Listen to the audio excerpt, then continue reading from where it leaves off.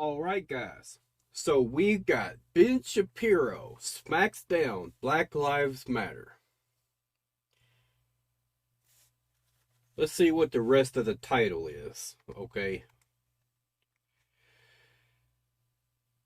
It has nothing to do with race.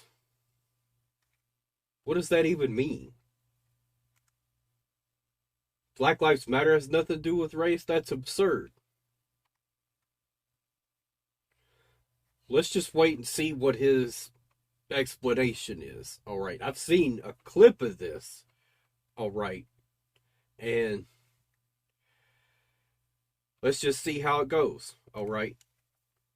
To share with you. According to Pew Research, the net worth of white families in 2013 was $141,000.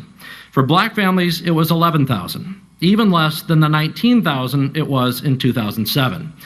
According to economist Edward Wolf of the University of New York, excluding vehicles and other durables, the median black family worth is just $1,700, while 40% of black families have zero or negative wealth. White family worth, in terms of financial worth, is 69 times more than that of black families. Given this disparity, how can you argue that racism is not a driving factor in income inequality? Because it has nothing to do with race and everything to do with culture. And when you have a culture that doesn't, you know what? Explain to me. You explain to me why black kids aren't graduating high school. Explain that one to me. Explain to me why black kids are shooting each other in rates significantly higher than whites are shooting each other. Explain to me why 13% of the population is responsible for 50% of the murder. Explain to me. Okay. I can explain that to you, Ben Shapiro. It's called systemic racism. There you go. All right. These things he's talking about aren't happening because it's black people. All right. That is not the problem. Everything is different depending on the area you live in. All right. If you deal with cops in Beverly Hills, and then you go to inner cities, or anywhere else that has a lot of poverty in the area, right? You're going to see a huge difference in the way the police approach you. All right. And that causes a lot of problems. That causes the people that deal with police to be more on edge. And that also contributes to the police being more on edge. All right. So it's a double-edged sword. It's a vicious cycle. You know what I'm saying? And I'm not saying it's not understandable at all. I understand the sentiment behind it, right? I deal with violent people day in and day out. So naturally, I'm going to be more guarded. I'm going to be more, wanting to protect myself in case something goes wrong. But at the same time, you also have to give everyone the same opportunity. You should never just run up to someone with your guns out because of the way they look or the way they've dressed or anything like that. Or because of the way their car looks. That is not okay. And when people are afraid of the police, they need to understand that that comes from a real place. That is not an imaginary threat. All right? And I think that's a big part of the problem. Why the number of black kids in prison, not for innocent reasons, not for walking down the street and getting pulled into a prison, is so high. Explain, if it has nothing to do with culture, explain to me why the single motherhood rate in the black community jumped from 20% to 70% in the same course of time that the civil rights movement has made such tremendous strides. Is America more racist now than it was in 1960? And if it is, please explain to me how that happened. You want to know where all the fathers are, Ben Shapiro? They're locked up for low-level drug offenses. Is what's going on. All right. The war on drugs. That's where they're at. It's just like Denzel Washington said when he was asked about this. He said, it starts in the home. All right. And there's been so many other people who back that up. Ben Shapiro, if you really cared about not breaking up families and not doing any of this stuff, then you would push for people who get convicted of low-level nonviolent crimes to receive help. You know what I'm saying? Instead of just throwing them in prison where they probably are just learning how to be a better criminal. All right. That's what we're doing. And it's not working. It's working for the psychopaths, that's for sure. It's lining their pockets. All right. But for society, it's not working. It's not making anything better. Society is the culprit. That is the problem. All right. Society helps to create scenarios where people have to commit crimes in order to survive. That's the problem. All right. And it doesn't do enough to help them to avoid that life of crime. And when they get caught, it only goes towards making their lives worse. Because it's separating them from their family, putting them around even more dangerous criminals. All right. It's just not a good thing. All right. Our only answer can't be put them in prison. If you really wanted to help society, Ben Shapiro, that's the first place to start. And you want to blame it on culture. Do you really think anyone who is committing crimes out of desperation, do you really think culture is the problem? Like a lot of them, they'll blame it on the music. And I get that to a point. But do you really think because they hear, someone say in a song, it's cool to go out and rob people? Do you really think that's what drove them to do it? Or do you think it was maybe a crime of desperation and the music had nothing to do with it? Isn't that possible? Of course it is. There may be sometimes when people, get that in their head and then they think it's okay. And even when that does happen, you can't blame the media for that. All right? You blame the person. If it's a child, then you blame the parents. Where were the parents at to keep their kids from, if they had that tendency, keep them from experiencing that kind of media? All right? That's called parenting. All right? Parents are supposed to, know what's going on with their children.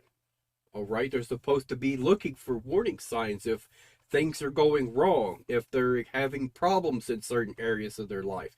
They're supposed to be there to help them to, get them on the right track so that they don't end up going down the wrong path. That's the goal.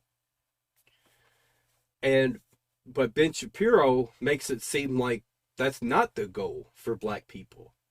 No, they just love crime. That's what Ben Shapiro is trying to tell us right now. I hope everyone kind of processes that and understands it. All right. Whether that's his intention or not, all right, that doesn't matter. What matters is the message that we receive from what he is saying. All right. And not just me personally. The bigger part of the conversation here is the people who are in a position of power. The message they receive, that's what really matters. And the message they're receiving, from what I understand, I could be wrong, but the message I think they're hearing is it's okay to treat black people differently because they love committing crimes. It is in their DNA, it is in their blood to be criminals. All right. That is what society is priming them to do. And it's not just black people that goes through this. But there is a difference, and we'll get to that. White people living in poverty do the same stuff. They sell drugs, they cheat, they shoplift, they steal from stores, they do all kinds of stuff. They're doing the same stuff. Do you think gang activity is only for black people? Have you ever heard of motorcycle gangs? All right. There's the Hells Angels, for example. You think the Hells Angels were law-abiding citizens who just like motorcycles? No. Like, that whole thing is just absurd. But they can't talk about that. Anytime you bring up crime rates, problems with society, anything like that, the first thing they go to is 1350. The first thing. That is so wrong. All right. If you want to have the conversation of 1350, you need to bring in all the white people who are doing the same stuff. Because the white people who are living in poverty and doing the same thing, it's the same problem. All right? It's the same problem, but it's different levels to it. All right? And the best way to explain that, when we get caught doing something, funny how they don't ever bring up race. Right? They don't. Jumped from 20% to 70% in the same course of time that the civil rights movement has made such tremendous strides. Is America more racist now than it was in 1960? And if it is, please explain to me how that happened.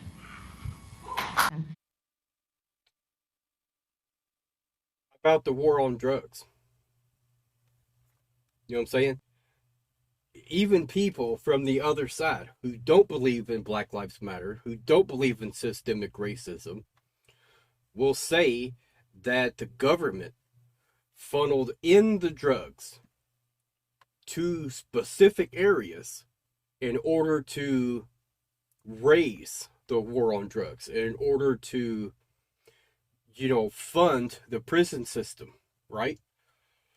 So, what my question is, if you're on that side, how can you confirm that, but then deny systemic racism? Because at the same time, they also say that black people were the target of that.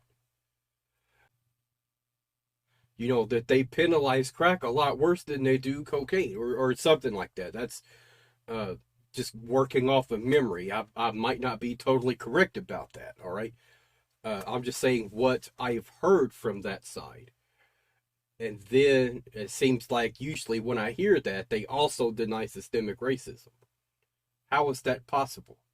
They also want to deny the correlation between racism and the problems with society that we have right now.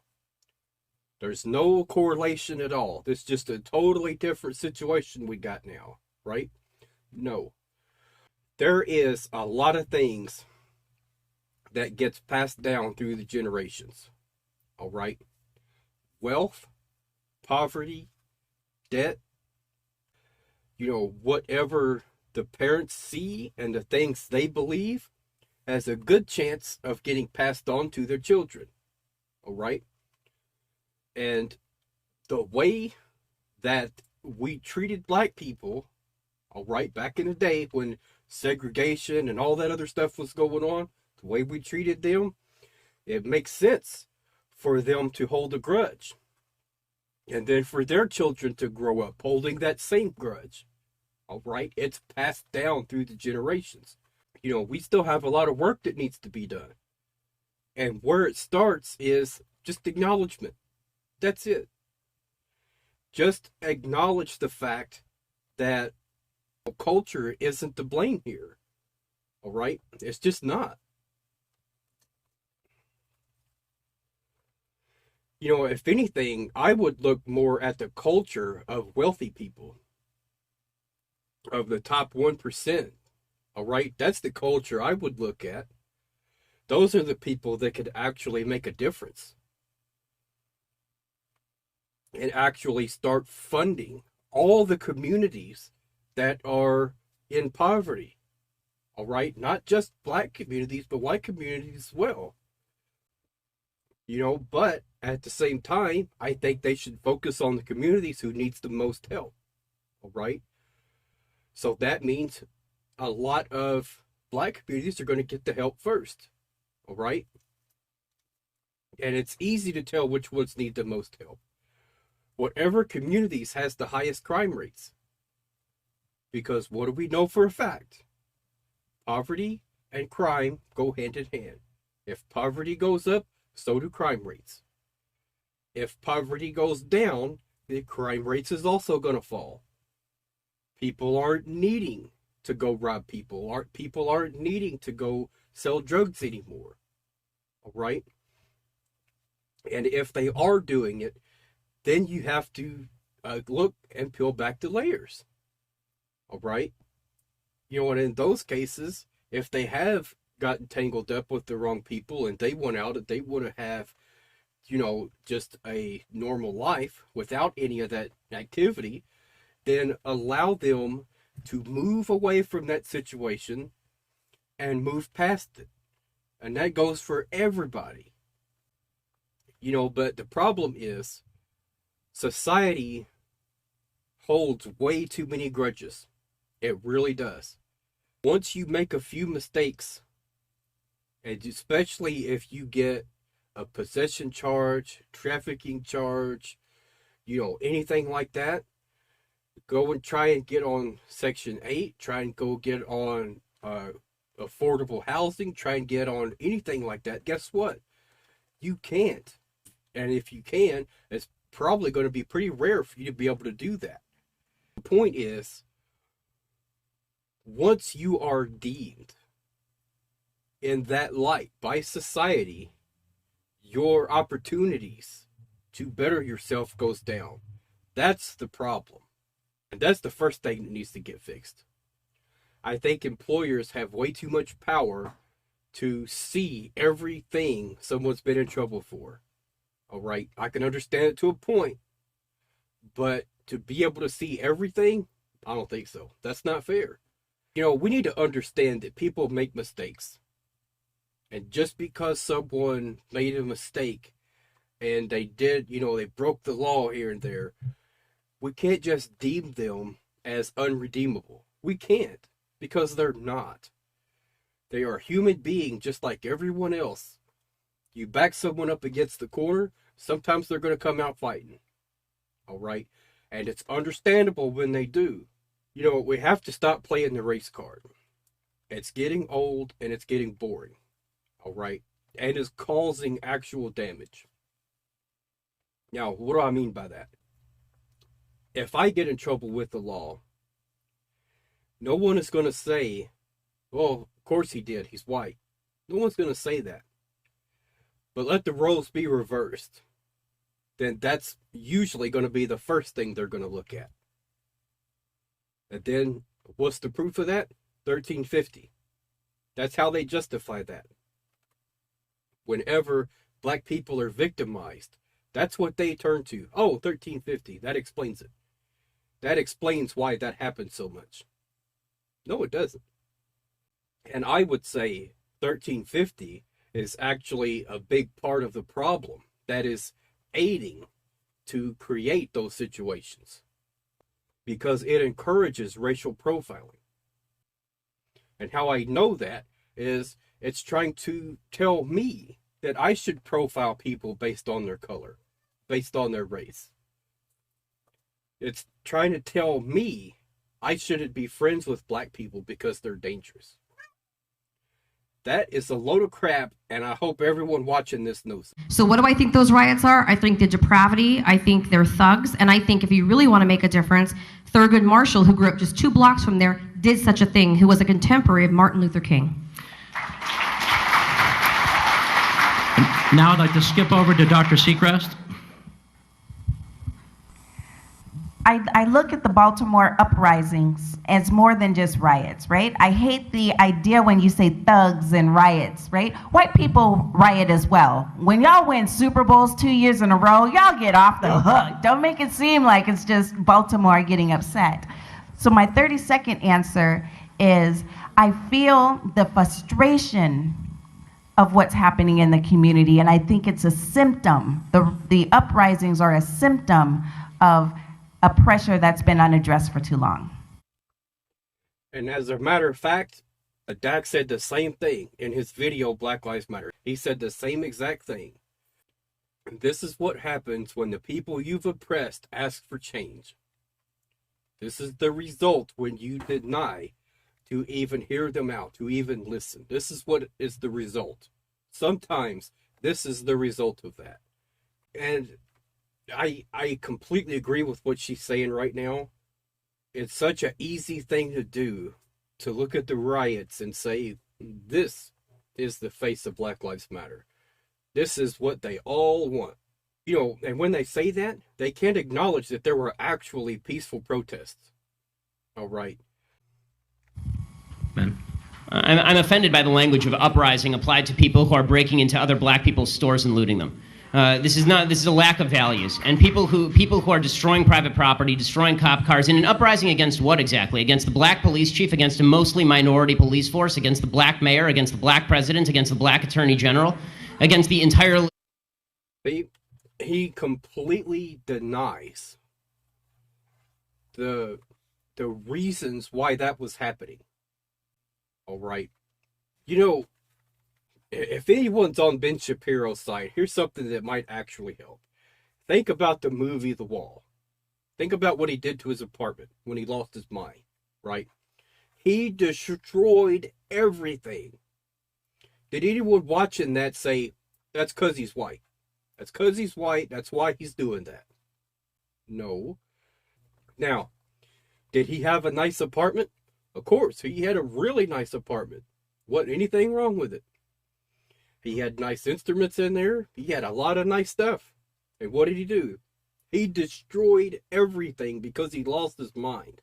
Sometimes people snap, and when they do, it becomes volatile. All right, it's an explosion. All right, you know, there's different levels of losing your temper. All right, when you lose your temper to that degree, it doesn't matter what you're destroying, just that you're destroying something. All right, so that's what we need to understand here. You know, and the other thing too, it wasn't just what the police did to George Floyd. It wasn't just that. You also have to remember all the lockdowns, all the layoffs, all the people going crazy because they weren't able to go to work and make a living. All right. So there was a lot of chaos going on. And then I think when that happened, that was just the final straw for a lot of people. All right. And they just went nuts. Against a city council that is 9 of 15 are black and all 15 are elected Democrats. What is the uprising against? What is it seeking to achieve? I still don't see what exactly the riots are seeking to achieve. Bottom line is, this is all, it all could be boiled down to just act like a mensch. Act like a human being. Honestly, it's not a useful... So, can we use that same logic for police whenever they actually murder people? Can we say that to them? Can't you just act like human beings? Is that possible? I think it is.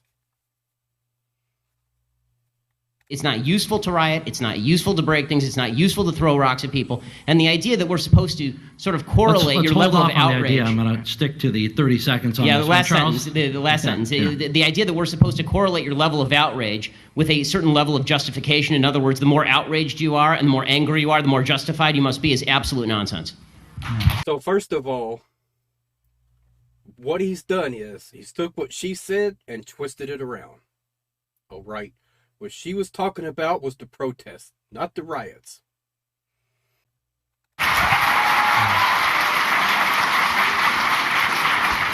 Then, since the issue of disparity has come up a number of times, when does disparity not indicate racism?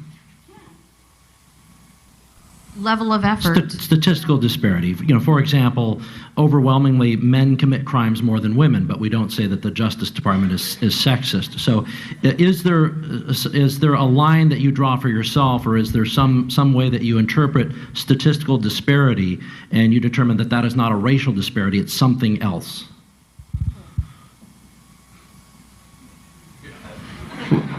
Well, we can return to it. That's okay too. Ben, did you want to? Yes. It's called evidence of racism. When there is no evidence of racism, it's probably not racism. When there is actual evidence of racism, it's probably racism.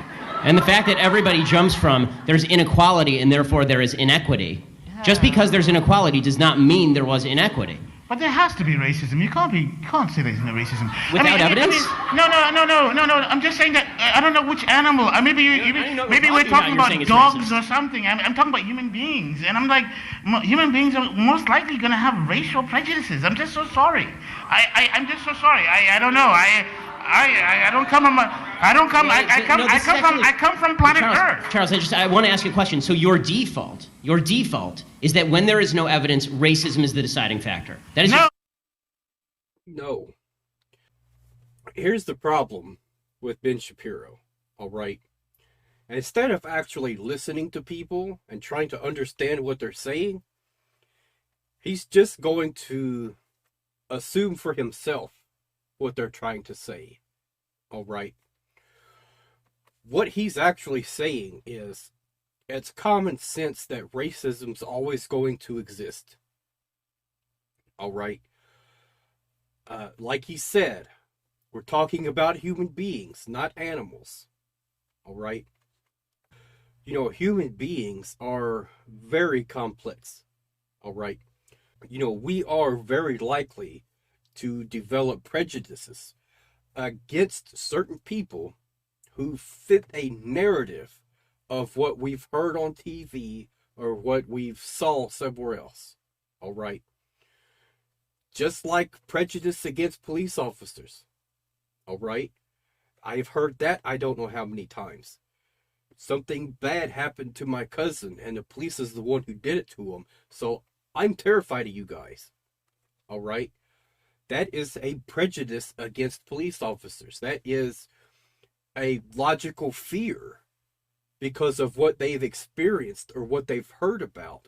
And so they're worried that's going to happen to them as well. That is the same mentality that a lot of people develop.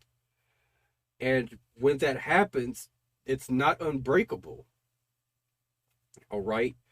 And it's not based in racism when that happens. It is based on experience. You know, but you can eventually reach that person to get them to understand, you know, that was an anecdotal experience, all right? You know, so that isn't a determining factor in every single encounter with police officers. It's not always going to be that way. Not all police officers are racist, all right? It's common sense to say that some of them definitely are. And so it's understandable that they're going to have a logical fear about that. And hopefully this guy's going to get a chance to explain exactly what I just said. All right. He's not saying that the answer is always racism. He's just saying that sometimes the answer is racism. And it's not wrong to pry into scenarios that look suspicious that could be racism and say, is this racism? All right. Oh, no, I was not saying that. I'm just saying that you're going to have sexists, you're going to have racists, you're going to have all this stuff. I mean, I'm just saying that... I agree it exists, but the problem that I'm seeing, and this is the problem with the general conversation, is that there's no solution in simply saying there's racism out there. How does that solve anything? I mean, when you talk about there's institutional racism, what does that mean? Show me a law that is racist in intent, and we will agree. Show me a police officer who... How about stop and frisk? For example, all right? How about segregation laws? Now, of course, I understand that was a long time ago, all right? That's not, you know, everything's a lot different now.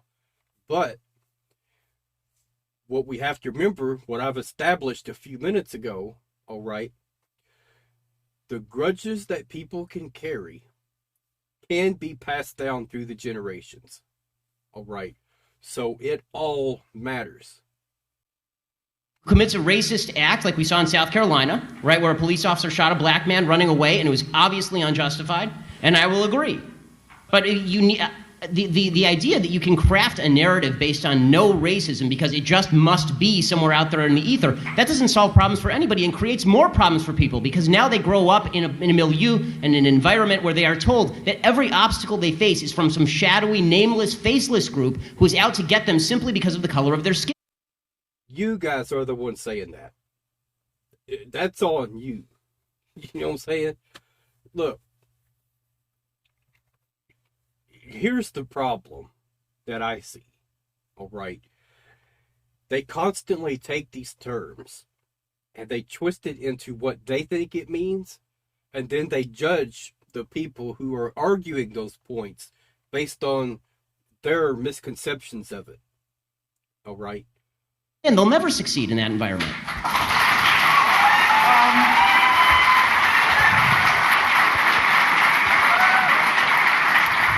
You know, the weirdest thing is that actually in the black home, as I experienced it, really, there is no discussion of racism. Racism actually is a discussion that you actually come out and you face in the public because it's a real thing that you have to actually expect. I mean, if you're silly and you're foolish if you don't really think that that's going to be there and encountered in the real world. I'm sorry, this is just a fact of life. But if I'm at home and having dinner with my father or whatever, we don't go, oh my God, this society is so racist as I'm eating my steak, and you know what I mean? Oh goodness gracious! Oh, I can't bear it. My black skin's causing. I mean, no, we don't talk like that. Actually, we don't talk like that. We talk about, my God, Aunt, what's her name? Oh my God, she's got to take some pills because she's off the register. I mean, it's just like, these are the conversations we have at home.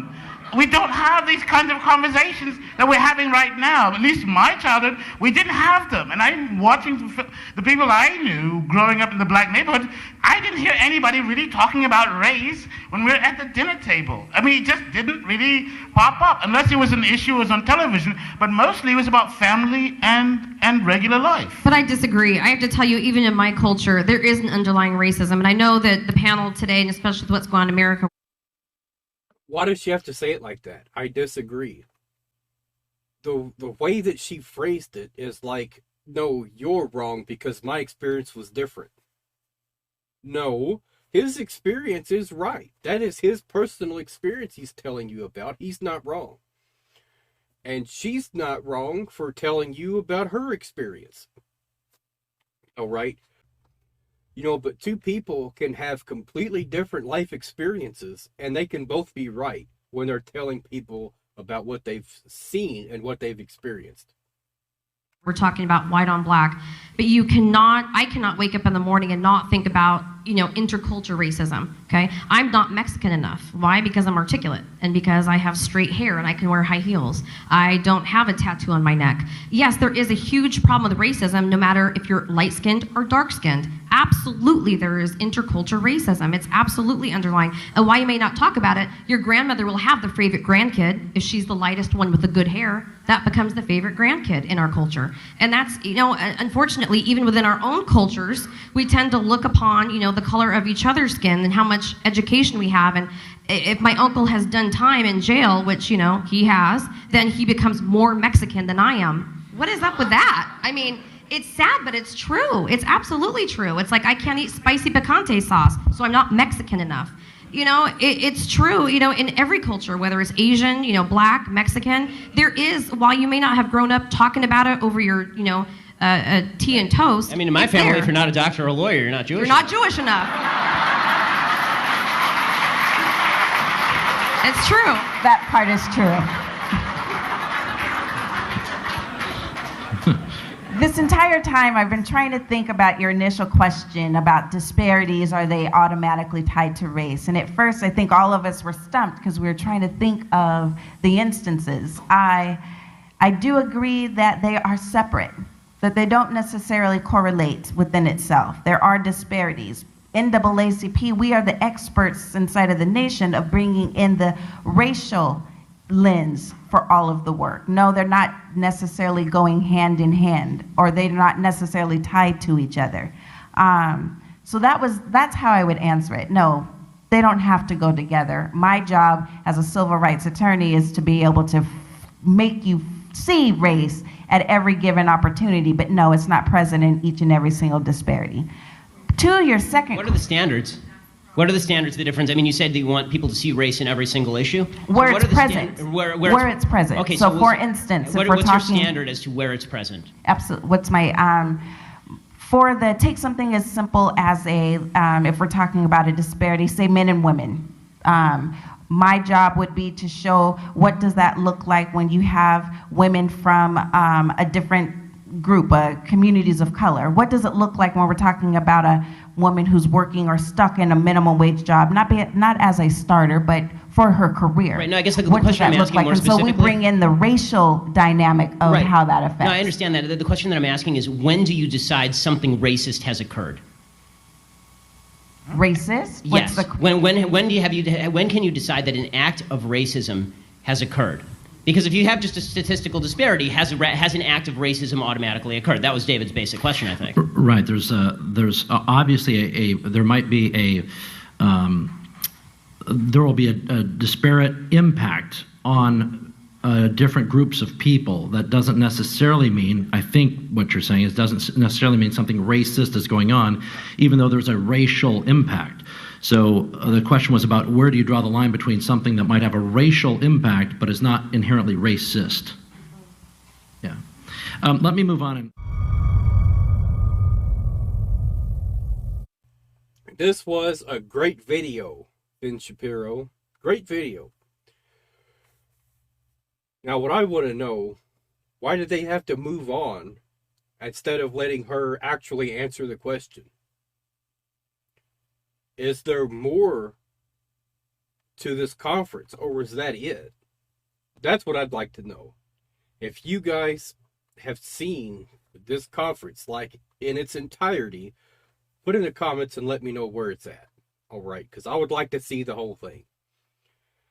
And I think, from the way it looks, they were just going to move on from that question and not let her elaborate on it any further. All right, which is the load of crap. So, y'all let me know what y'all thought about it. That's it for now, y'all.